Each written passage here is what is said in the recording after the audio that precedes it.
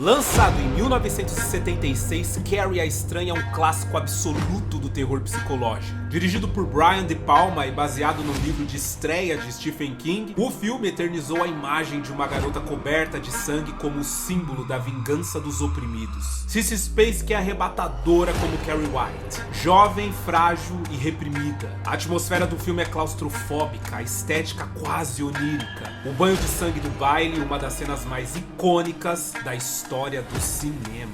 E meus amigos, é hoje, Carrie a Estranha. Meu Deus, vocês já pediram muito pra eu trazer esse vídeo, inclusive já mandaram muito direct no Instagram. E cá estou eu com essa grande obra do Stephen King. Eu acho que todo mundo sabe, né? Ele escreveu Cemitério Maldito, que já tem vídeo aqui da versão clássica. It, a Coisa, tem vídeo aqui da versão clássica e do remake. Agora Carrie a Estranha, que foi o primeiro livro dele. Inclusive, tem muita coisa pra comentar, mas ele quase não lançou o livro da Carrie a Estranha, ele jogou no lixo. Era o primeiro dele, mas ele já tava odiando. E quem salvou foi a esposa. Eu vou contar essa história pra vocês vão achar um máximo. Fora que o filme, ele é assim, delicioso pra se apreciar no sentido de entender a psicologia dos personagens. Quem é a Carrie? A Margaret White, a mãe dela, vivida pela maravilhosa Piper Laurie, que entrega aqui uma fanática religiosa que, nossa, não dá pra não ter medo toda vez que essa mulher esquisitíssima entra em tela. O desenvolvimento do filme é bom, muita coisa pra comentar. Então, meu nome é Arthur Viana, se ajeita aí que hoje nós vamos para o baile da escola, que, diga-se de passagem, tem um dos acontecimentos mais famosos de todos os tempos. Hoje é Carrie a Estranha. Bora conhecer essa pérola?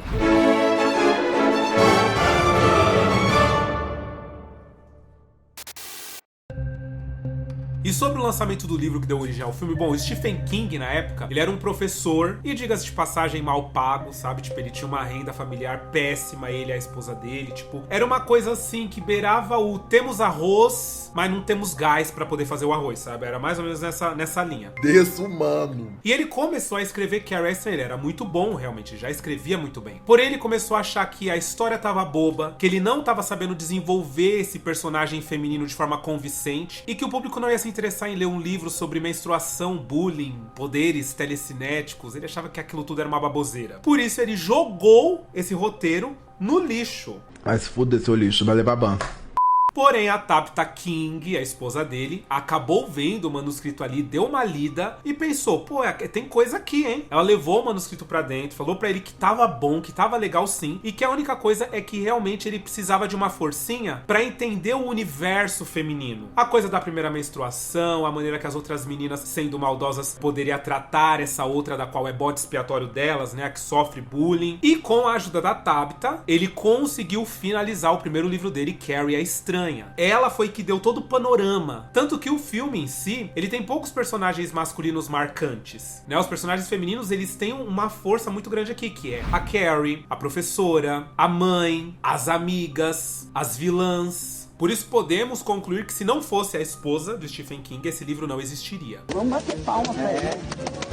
E a Carrie foi o primeiro livro publicado do Stephen King. Ele vendeu os direitos para publicação por $2.500. Juro, $2.500. E apesar de ser o primeiro, ele não foi o primeiro escrito pelo Stephen King, tá? Ele já tinha algumas coisas, só que ninguém de fato se interessava. Carrie foi a primeira que, chamou a atenção. E aí veio o milagre de Carrie, porque a editora que comprou os direitos previamente dele conseguiu vender os direitos para uma publicação em formato de bolso, livro de bolso, que são aqueles livrinhos que são menorzinhos assim, sabe? Por nada mais, nada menos do que $400 mil, dos quais metade ficou com o Stephen King. Então um cara que escreveu uma história numa máquina de escrever alugada, ganhar $200 mil nos anos 70, gente, $200 mil nos anos 70, é tipo, sei lá, era muito dinheiro. Olá, eu gosto de dinheiro.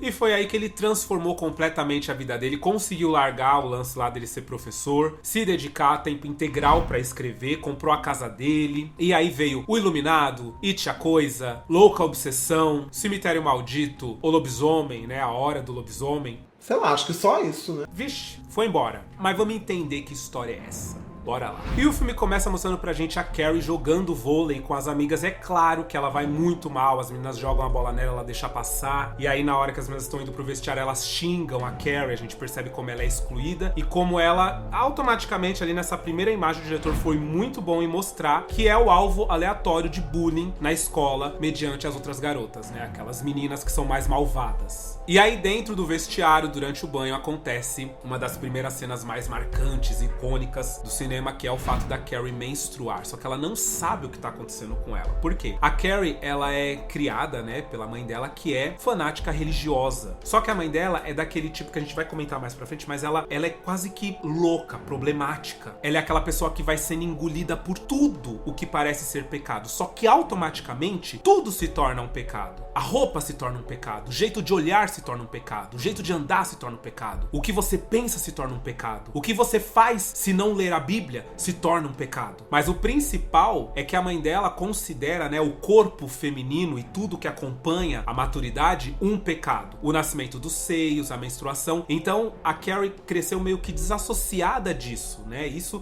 nesse contexto do filme, ela cresceu traumatizada pensando a respeito disso. Então quando essas coisas simples acontecem com ela nem se dá conta do que é que está acontecendo. E aí ela pede ajuda para as outras meninas, que jogam vários absorventes nela, mandam ela tapar o buraco, sabe? Começam a zombar dela. E aí quando a professora chega, pergunta o que tá acontecendo e acolhe a Carrie. Só que a Carrie tá em completo surto, porque ela realmente acha que ela tá tendo uma hemorragia, que ela vai morrer. E naquele momento, enquanto a professora tenta acalmar ela, uma luz explode. É a primeira demonstração dos poderes telecinéticos da Carrie, que também vem por parte dessa pressão que ela sente só por existir.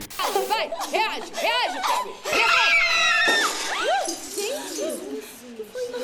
E aí ela vai pra diretoria, né? O diretor fala que não entende como que uma garota dessa idade não sabe o que é menstruar. Até fala com a professora, ela não tá muito velha pra ter menstruado agora? Ela fala, pois é, mas enfim. E aí ele dispensa ela. E a gente tem a segunda demonstração do poder dela, por quê? O diretor, ele fica chamando ela de Cassie, de Késia, ele fica errando o nome dela. Enquanto todo mundo fica falando, é Carrie, é Carrie. Senhora Finch, chame Cassie Wright. É Carrie White. Isso demonstra que ela é invisível não só pros amigos, mas também pros adultos. Sabe, tipo, não só os alunos não enxergam ela e não ligam pra existência dela. A maioria dos adultos também. O diretor mal tenta decorar o próprio nome dela, de tão insignificante que ela é pra ele. E em uma das vezes que ela vai tentar corrigir ele, quando ele fala o nome dela errado, ela faz com que o cinzeiro voe e quebre no chão. Lamentamos muito o incidente, Cassie. É Carrie! Fora isso, quando ela tá voltando, um menino de bicicleta fica passando e mexendo com ela, chamando ela de estranha, e aí ela faz com que o moleque caia da bicicleta. Uma coisa interessante é a trilha sonora que é usada nessa cena. A trilha sonora em si do filme da Carrie faz muita referência à trilha sonora de Psicose, aquele momento auge de Psicose que tem aqueles... Eu não sei que instrumento que é esse, mas existem várias referências, inclusive várias referências a outros filmes de terror, que a gente vai comentar algumas enquanto o filme vai acontecendo. Ai, estranha!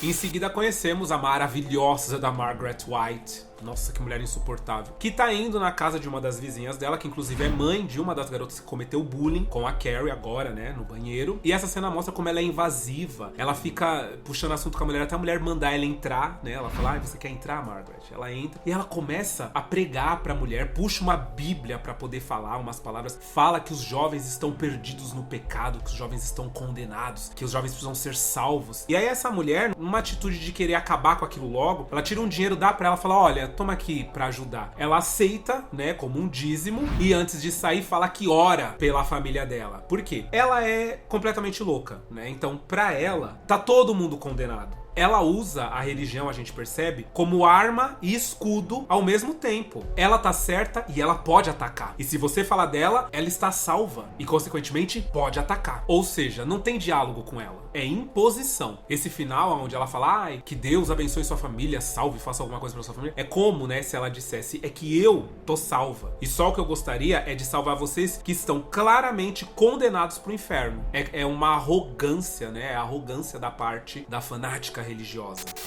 Eu oro para que encontrem Jesus. Obrigada. Bom, chegando em casa, ela recebe uma ligação da escola, na qual conta que a Carrie menstruou. E uma coisa interessante é que, se a gente reparar na decoração da casa dela, parece uma igreja, né? Parece uma catedral. A arquitetura em si parece que ela está dentro de algo sagrado. Além de que tem muitas imagens da Santa Ceia, a imagem de Jesus, da Virgem Maria. Então, é como se isso fosse uma prisão religiosa disfarçada de lar. E aí, quando a Carrie chega, ao invés da mãe dela acolher ela a respeito do que aconteceu, a mãe dela condena, porque ela acha que a menstruação é a porta de entrada para um pecado irracional e inconsciente que a Carrie cometeu. Então, para ela, a Carrie, se fosse pura, ela não menstruaria nunca. Se ela menstruou, é porque ela deixou o pecado entrar. O Senhor lançou sobre Eva a maldição. E a maldição foi a do sangue.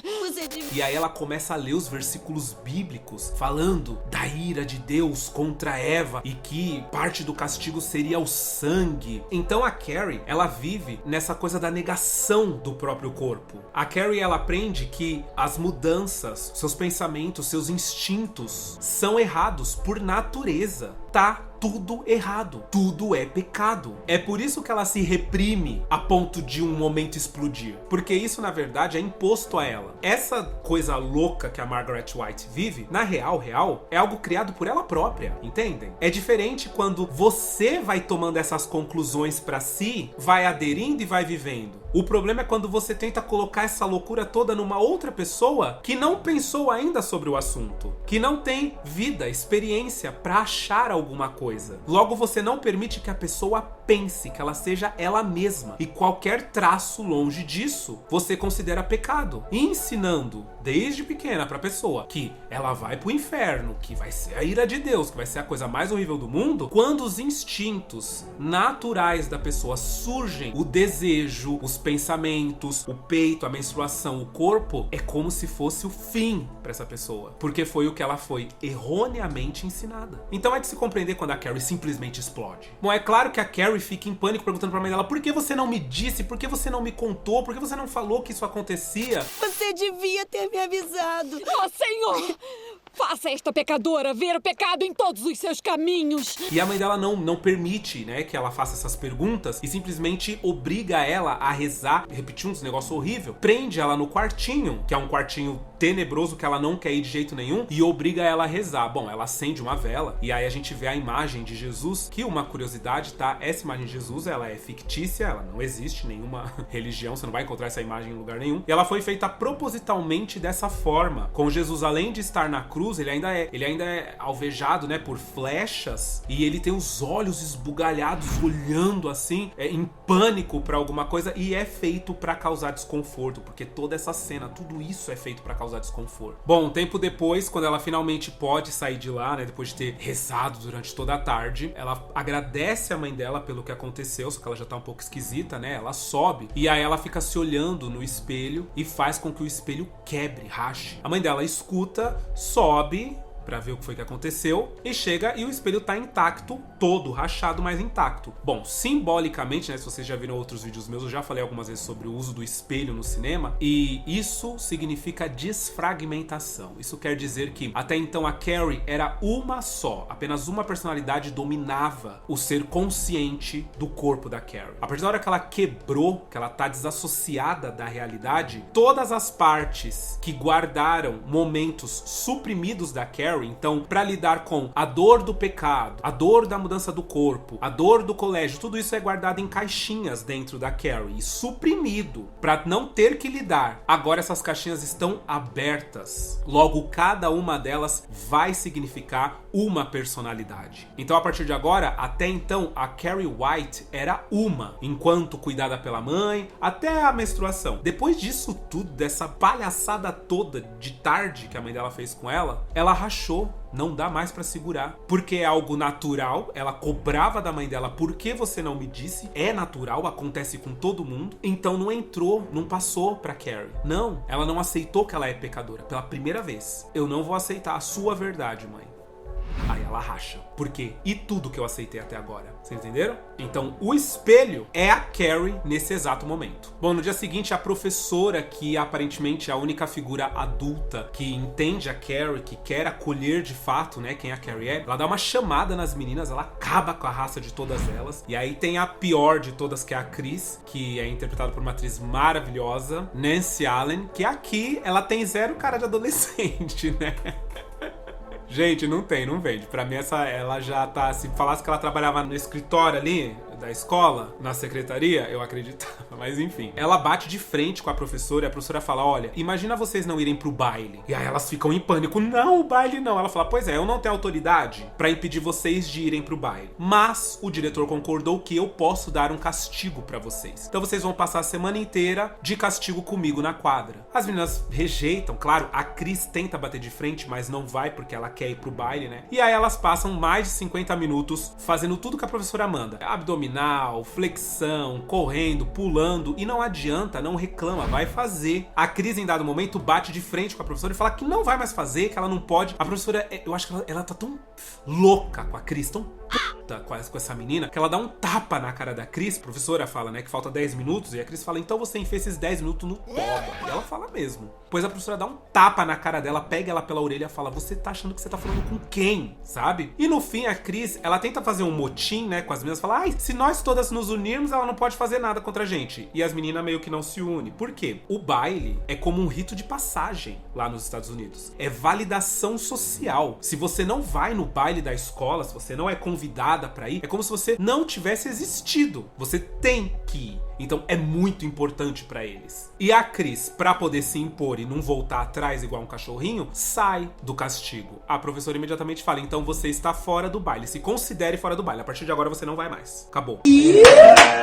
Bom, tendo o baile, o valor que eu acabei de dizer que ele tem, vocês imaginam que a Chris vai ficar com muito ódio de ter sido tirada, né? E tudo isso porque ela zombou e jogou absorvente em uma garota em pânico porque estava menstruando. Bom, enquanto isso a Carrie tá na biblioteca, porque liberaram ela, né, claro, da educação física e tal. E ela tá pesquisando sobre telecinese, pra entender os poderes que ela tem, porque ela sabe, né, ela sacou que ela tem poderes. E ela procura em livros de ciência e espiritualidade, duas coisas que brigam entre si, mas que podem explicar o que vive dentro dela, né, e que vai muito contra também o que a mãe dela prega, porque pra mãe dela, como tudo é pecado, então automaticamente, se ela fosse conversar com a mãe dela a respeito desses poderes que ela tem, obviamente a mãe dela vai falar que é pecado, que é do diabo, e ela não teria resposta alguma. Enquanto ela tá ali pesquisando, a Sue, que é uma das garotas que zombou dela lá no banheiro também, ela tá arrependida, e o filme vai construindo isso, né, que ela não gostou, que ela se sentiu meio mal com tudo que aconteceu, e aí ela pede pro pseudo-namorado dela, o Tommy, que assim, o filme não força o título de namorado, né, mas meio que é isso que tá acontecendo entre eles meio que ficam ali, que namoram. Ela pede que ele leve a Carrie no baile, só que ele é o grande astro da escola, sabe? Ele é o garoto mais popular, né? O mais gato e tal. Ele era super gato, tá? Nessa época, ele, pra quem assistiu o filme nos anos 70, achava tipo, ai, como ele é lindo. Hoje em dia a gente acha ele meio...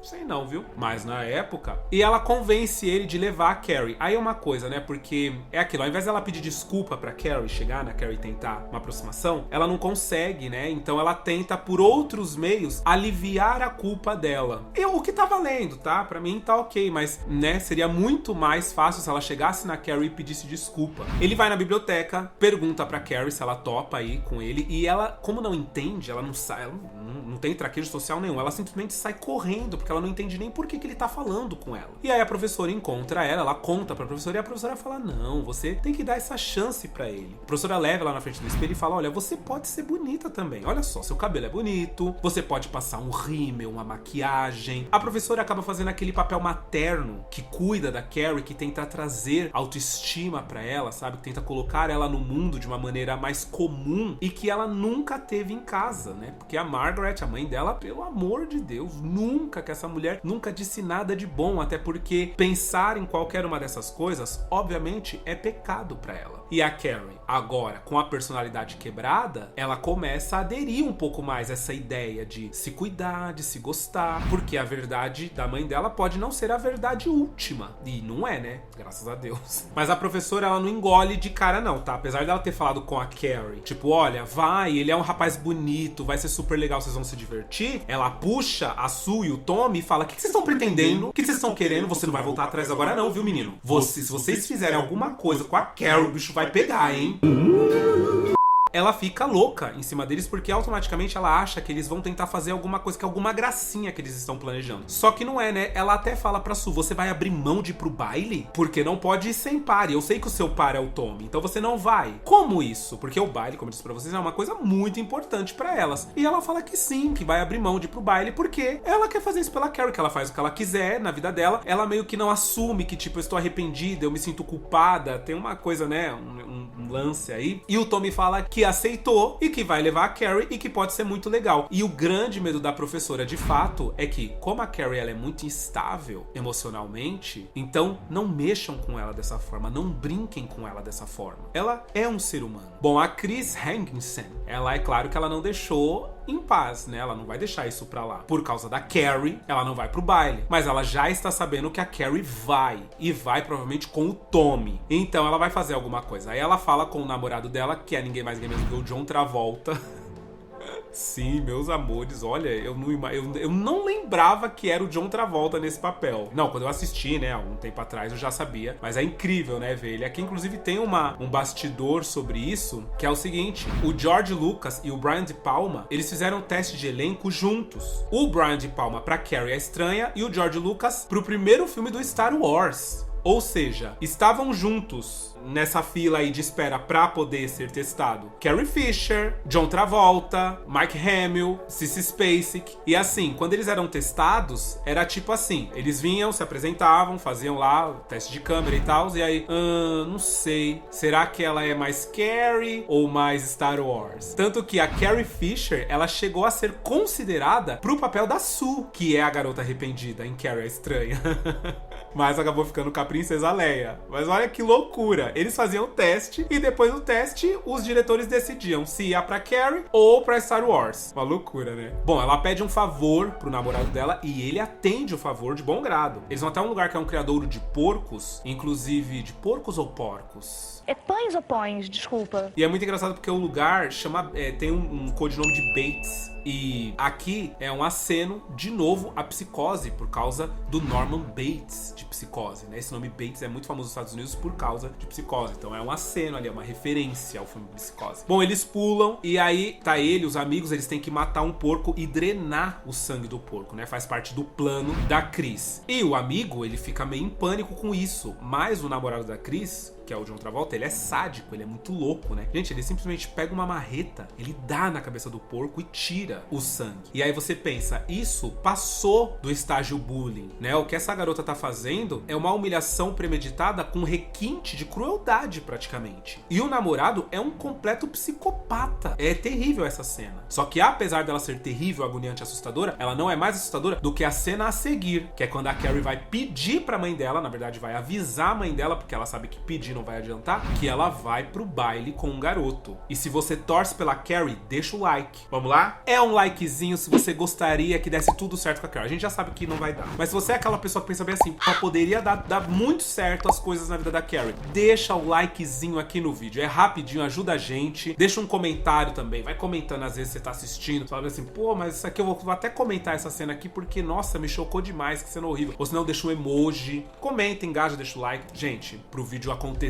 E vamos pra essa cena horrível. Bom, elas estão jantando num clima terrível, porque tá chovendo, tá trovejando, e elas jantam à luz de velas, e a casa da Margaret não tem eletricidade, não sei porquê. E na hora que a Carrie fala que ela vai no baile, a Margaret joga água nela, apagando as velas, né? E joga água na cara dela, meio que humilhando a filha. E aí solta uns relâmpagos na cena. É terrível, porque elas estão em frente a um quadro da Santa Ceia enorme. E a cena toda, ela fica simbolicamente, religiosamente esquisita, grotesca, bizarra e claustrofóbica. A Carrie começa a falar que ela vai pro baile, e a mãe dela começa a gritar que ela não vai permitir. E ela vem implorar pra Carrie ela fala bem assim, você não vai. E eu sabia. Começa com sangue, depois vem os rapazes. Eles sentem o cheiro do sangue e eles querem saber da onde que vem esse cheiro. Ou seja, a mãe dela, que já associa a menstruação com o pecado, associa essa menstruação também aos homens e ao desejo sexual, que também é pecado, sabe? Então, tipo, é uma loucura. Quando a mãe dela grita e ela fica de pé, ela começa a fechar as portas da casa, porque a mãe dela tá querendo sair daquele ambiente. Ela fala, não, você não vai em lugar nenhum, você vai me ouvir. Conversa comigo!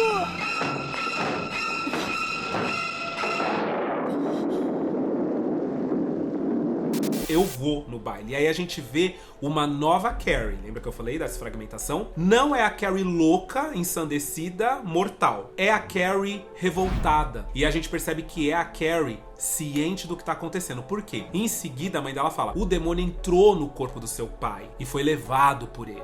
E ela fala, não, mamãe, o demônio não entrou no corpo do meu pai. O meu pai nos abandonou porque ele fugiu com uma mulher. Aceita isso, todo mundo sabe disso, os vizinhos sabem disso. E aí a mãe dela não rebate, a mãe dela fica meio em choque com aquilo. E pra gente a mensagem é clara. A Carrie já não tá aceitando como verdade todas as baboseiras que a mãe dela falou durante anos. Então elas não foram abandonadas por Deus. Simplesmente o pai dela fugiu com uma outra mulher. É isso, não tem demônio, não tem religião nisso, não tem. É só um fato. Isso demonstra clareza de visão da Carrie nesse momento. Bom, durante aquela noite, enquanto as duas estavam lá discutindo nesse jantar horrível, na escola, a Cris e o namorado invadem, sobem na estrutura acima do palco e posicionam o balde com sangue bem em cima ali da onde vai estar a vencedora do baile da escola, a rainha do baile. E enquanto isso, em casa, a Carrie já tá toda feliz, toda diferentona, fazendo o próprio vestido, enquanto a mãe fica do lado, rezando pra Deus tirar o pecado da filha. O dia do baile chega e logo de manhã a gente vê que um dos amigos da Cris, ele vai pra um dos organizadores do baile e pergunta se ele pode trabalhar no recolhimento das cédulas da votação do rei e da rainha do baile. Porque é isso, né? Eles vão sabotar e vão fazer com que a Carrie ganhe, pra transformar a humilhação dela em algo público e inesquecível na escola. Já que a rainha do baile, ela é lembrada pra sempre por aqueles formandos. Bom, chega a noite do baile, finalmente, a Carrie tá toda arrumada e a mãe dela tá xingando, falando que não, pelo amor de Deus, tira essa roupa. Não vai, filha, não vai, fica aqui comigo, você vai pecar. E aí é uma coisa porque a mãe dela fala, Bessie, eu deveria saber, vermelho, você vai usar vermelho. E a Carrie fala, não, mãe, é rosa.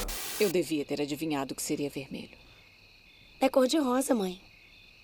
E aí, tipo, isso é muito simbólico porque demonstra o prisma pelo qual a mãe dela enxerga o mundo. Quer dizer, o rosa, simbolicamente, é pureza, é inocência, é bondade, enquanto o vermelho é prazer, é luxúria, é sexualidade, né? Essas coisas estão ligadas ao vermelho. A mãe dela, ela vê o que ela quer ver, sabe? É a maior demonstração de que o mundo, através dos olhos da Margaret White, é distorcido, é nessa cena, onde o vestido da Carrie é rosa, não é vermelho. Mas a Margaret quer achar que é, porque ela precisa ver o pecado em tudo, até no que não é. Bom, ela usa os poderes pra prender a mãe dela na cama, porque a mãe dela tá ensandecida, não para por nada. Ela desce e vai pro baile. E aí quando ela entra, todo mundo comenta sobre o fato do Tommy realmente estar com ela e de que ela tá até bonita, que ela tá legal, assim, tipo, nossa, que coisa. E ela tá, realmente, ela tá sorridente, ela encontra com a professora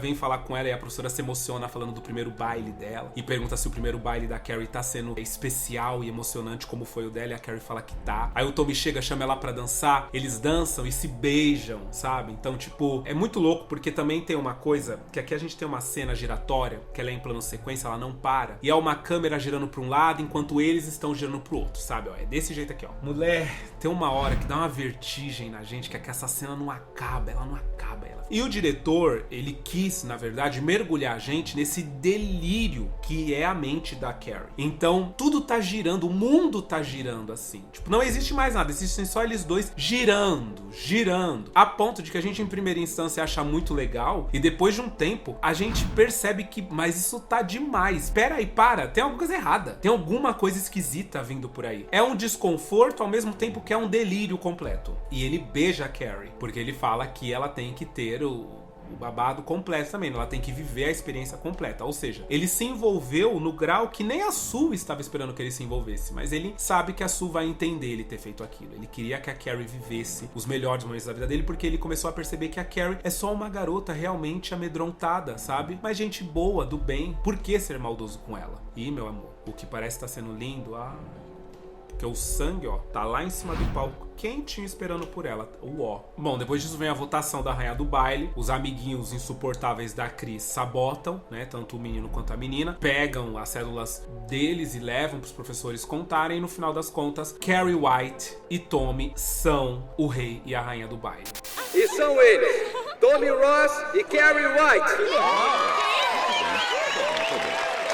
E, gente, começa um surto, porque é uma câmera lenta, é uma imagem blur, sabe? É como se fosse o sonho perfeito do que a Carrie White poderia viver. Tá todo mundo sorrindo pra ela, ela própria tá sorrindo. Eu acho que é um dos momentos que mais corta o nosso coração, porque é o momento em que a Carrie acredita que pode dar tudo certo, sabe? Que a mãe dela tava errada sobre tudo que ela falou até hoje. Ela tá feliz, tá todo mundo feliz, sorrindo pra ela, torcendo por ela. O que pode dar errado? Isso corta o nosso coração, porque é provavelmente o ápice da felicidade da vida dessa menina, prestes a se tornar o ápice da maior humilhação que ela poderia passar também em toda a sua vida. Bom, a Sue, ela vem pra ver se tá tudo certo, se tá tudo bem com a Carrie, se o Tommy tá tratando ela bem. E aí ela chega com a surpresa de que a Carrie virou a rainha do baile, então ela fala, cara, que beleza, ela tá acreditando naquilo, né? Só que aí ela vê a corda e aí ela vê o balde. Quando a professora vê que a Sue tá ali, a professora logo acha que a Sue tá tramando alguma coisa, tipo, ó, eu sabia que essa menina... Então ela faz um julgamento errado, né? Ela mira na pessoa errada. Ela expulsa a Sue dali, porque ela não pode estar ali, porque ela não tem um par. Joga a Sue pra fora da quadra. E quando ela vira, a Chris puxa a corda e pá! É o sangue de porco em cima da Carrie.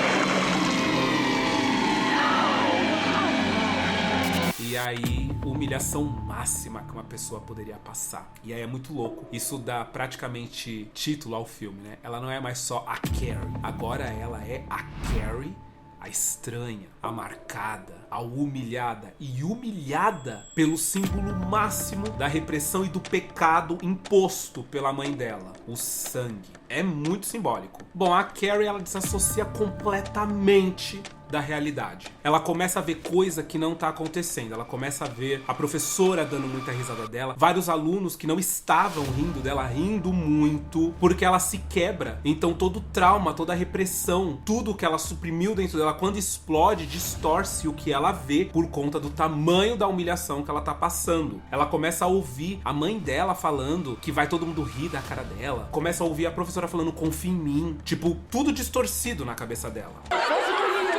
Lamentamos muito, Pode confiar. E aí começa, né? O balde cai e ele cai bem em cima da cabeça do Tommy, matando ele ali em cima do palco. A Carrie tá totalmente possuída. No lance da desfragmentação da personalidade, nesse momento, ela é a fúria. Completamente a fúria. Tranca as portas do lugar. Molha todo mundo com uma mangueira. E enquanto tá todo mundo desesperado, porque ninguém tá entendendo o que tá acontecendo, tá todo mundo tentando sair daquele lugar, ela eletrocuta o diretor e o coordenador, que estão segurando o microfone, falando para as pessoas se acalmarem, e joga o fio do microfone na água, eletrocutando parte das pessoas. Esse curto-circuito também faz com que tudo pegue fogo. Então as coisas começam a pegar fogo. A professora, que tava tentando escapar, ela acaba desequilibrando, indo pro lado, e a Carrie solta um bagulho de madeira na professora, matando a professora, tipo, partindo a professora no meio. O que é uma loucura, pra você ver. Ela tá matando todo mundo, até quem ajudou ela tá completamente louca. E em meio a todo esse massacre que tá acontecendo lá dentro, gente pegando fogo, gente morrendo eletrocutada, ela sai, fecha a porta do ginásio e deixa todo mundo ali como se fosse um tipo de purificação do lugar aonde ela foi mais maltratada. Segundo lugar, né? Porque o primeiro é a casa dela, pra onde ela segue. E uma coisa interessante é que ela usou, a atriz, né, Sissy Spacek, o mesmo vestido durante todos esses dias de gravação. Eles usaram um tipo de groselha com algumas substâncias lá que nunca foi revelada pra fazer esse sangue de porco que cai sobre ela. E pra manter a continuidade da cena, ela não lavava, segundo dizem, tá, da produção, ela não lavava o cabelo nem o rosto, né, ela tomava banho mantendo isso aqui e usou o mesmo vestido pra manter a continuidade perfeita nesses dias de gravação. Então ela acordava com esse negócio fedido na cara, e o vestido também disseram que tava muito fedido, mas ela quis fazer dessa forma, até porque era como ela também conseguia se sentir a Carrie naquele momento. E aí, enquanto ela tá caminhando pra casa, a Chris, que saiu a tempo junto com o namorado dela, vai pra cima dela com o carro. Só que ela consegue, com a telecinese dela, fazer o carro desviar, virar algumas vezes e explodir de uma forma completamente violenta, matando tanto a Chris quanto o namorado. E segue pra casa. Uma mudança do livro pro filme é que no livro a Carrie, ela sai doida, destruindo absolutamente tudo. Ela destrói a escola, o pessoal morre na escola, mas ela sai matando pessoas comuns, pessoas que não têm absolutamente nada a ver com o que tá acontecendo. Ela explode posto de gasolina, ela derruba prédio, matando um monte de gente. Ela faz assim, é um apocalipse na cidade por onde ela passa. No filme eles tiveram que reduzir, né? Uma, por causa do budget, eles não tinham dinheiro pra sair destruindo a cidade toda. E segunda, porque o diretor também considerou que concentrando tudo ali no ginásio da escola, né, no momento do baile, torna a coisa mais íntima e quase purgatoriasística, sabe? É como se fosse um purgatório para essas pessoas todas que ou fizeram mal para ela ou assistiram ela passar por tudo aquilo sem fazer nada de fato. Bom, quando ela chega em casa, o cenário tá absurdamente bizarro e assustador, cheio de velas pra tudo quanto é lado. A mãe dela fez aquilo, né? Parece um altar, como se fosse ver realmente um sacrifício. A Carrie chega, toma banho, tira, né? Se limpa de todo aquele sangue. E quando ela sai, ela encontra a mãe dela. Ela pede desculpa pra mãe dela e fala que a mãe dela tava certa sobre tudo. Realmente riram dela, fizeram, né? Aconteceu tudo que a mãe dela dizia que ia acontecer. Só que a mãe dela, ela tá completamente quebrada também. Ela tá completamente louca, ensandecida nesse momento. Então ela abraça a Carrie e fala, vamos orar juntas, vamos rezar juntas. E no momento que elas estão rezando, a mãe dela dá uma facada nas costas dela, fazendo com que ela caia da escada. E aí quando a mãe dela vem pra cima dela com a faca, ela não consegue não se proteger, né? E aí a gente percebe uma outra personalidade da Carrie vindo, jogando várias facas na mãe dela, pregando a mãe dela na parede e esfaqueando ela em certos pontos do corpo, fazendo com que a mãe morra. O fato é que quando a mãe dela morre ali, ela é como uma crucificação profana, de certa forma, sabe? Ela morre exatamente como aquele Jesus Cristo distorcido que ela criou e colocou naquele quartinho assustador, onde a Carrie era obrigada a ficar horas e horas rezando. Inclusive, aquelas flechas colocadas no corpo daquele Jesus Cristo, no mesmo lugar, ela foi acertada pelos utensílios da cozinha. Só que ela morre com um semblante meio ok, né? E, inclusive, o próprio cabelo da estátua, parece o cabelo dela, então realmente existe essa ligação. Ela criou, ela distorceu essa imagem e fez de si. Quando ela morreu bem, porque na cabeça dela ela fez o que era certo. A Carrie se desespera, ela volta pra si depois de ter matado a própria mãe, né? Como eu disse pra vocês, desfragmentação da personalidade e tal. Puxa a mãe dela pra aquele quartinho e permite que essa casa, que foi o palco, o altar de todo esse sofrimento, de tudo que a Carrie basicamente se tornou, engula elas, né? Então a casa pega fogo e é meio que engolida pela terra junto com elas ali dentro. Então a Carrie vai embora e leva tudo com ela. Bom, o tempo se passa e a gente descobre que realmente todo mundo na escola morreu, porque a Sue foi uma sobrevivente, né? Ela sobreviveu porque a professora expulsou ela do ginásio naquele momento, colocou ela pra fora. E acabou que a mãe dela fala que não deixou que ela fosse no enterro do Tommy, dos outros amigos, do pessoal ali que morreu, todo mundo junto. E ela tá meio que dormindo, meio dopada, e aí ela tem um sonho. Ela sonha que ela tá indo na casa da Carrie e chega lá, não tem a casa, tem na verdade só uma placa de vende-se, só que ironicamente, né, essa placa tá colocada de uma maneira que até parece uma cruz, né, como se realmente colocasse naquele lugar o peso da religiosidade insana da mãe dela, né, daquela coisa fanática. E na hora que ela tá colocando, né, na verdade tá escrito vende-se, só que tá escrito também Carrie White Burning Hell, queime no inferno, algo do tipo. E aí a mão da Carrie puxa a mão da Sue naquele susto. E aí a gente descobre que é um sonho, a Sue tá gritando, ela tá completamente atordoada com tudo que ela assistiu, com tudo que ela viu. Provavelmente ela tem uma culpa de ter feito o que ela fez, de ter participado de tudo que tornou a Carrie aquilo, ao mesmo tempo de não ter sido castigada como todas as outras pessoas. Será que ela deveria? Será que não? Mas o Tommy foi, entende? Então por que ela escapou? Ela vai ter que viver o resto da vida com isso dentro dela. E a mãe dela tentando acalmar ela, pedindo pra que ela fique calma naquela cena completamente aterrorizante, que a gente sabe que tá acontecendo na cabeça dela. Bom, desse jeito, né, com esse clima lá em cima, termina Carrie, a Estranha, o clássico dos anos 70.